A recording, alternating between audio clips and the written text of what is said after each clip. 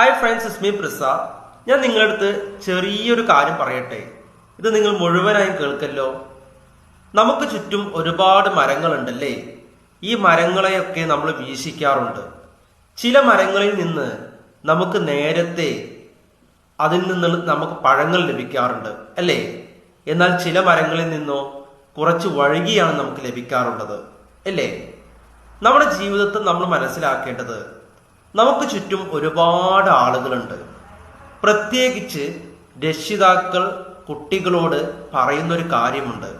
നീ തൊട്ടപ്പുറത്ത് വീട്ടിലുള്ള കുട്ടിയുടെ പഠനം നോക്ക്, നീ തൊട്ടപ്പുറത്തുള്ള വീട്ടിലെ കുട്ടിയുടെ ജോലി നോക്ക്. ഇങ്ങനെ കമ്പാരിസൺ ചെയ്യും, ഇങ്ങനെ കമ്പയർ ചെയ്യും.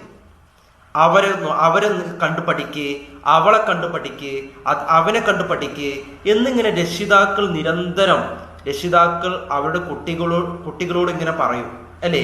പഠനത്തിന്റെ നിലവാരമായിക്കോട്ടെ, ജോബിന്റെ നിലവാരമായിക്കോട്ടെ, എന്തു തന്നെയാണെങ്കിലും നമ്മളൊരു കാര്യം മനസ്സിലാക്കിയാൽ മതി. നമ്മൾ രണ്ട് മാവ് ഒരേ സമയം നമ്മൾ നട്ടു.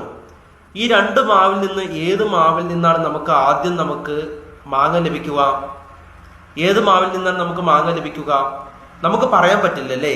അതുകൊണ്ട് നമ്മൾ ആരെയും വില കുറച്ച് കാണരുത്. എല്ലാവരും അവരവരുടെ സമയം വരുമ്പോൾ എല്ലാം നേടിയെടുക്കും.